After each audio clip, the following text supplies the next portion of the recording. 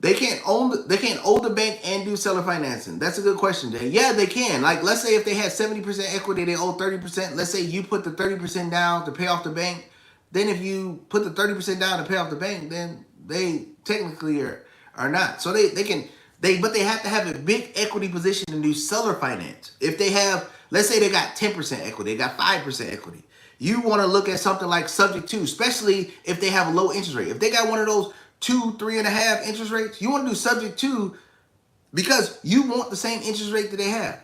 Especially if your credit's bad or whatever, or you just don't want another loan on your name. You want to do subject to. If their loan is assumable, then you could do an assumption if you got the good debt to income ratio compared to adding another property onto your play. But that's the way you want to do it. If they have, if their equity level is 10% or less, 30% or less, or 40% or less, you want to do something like that.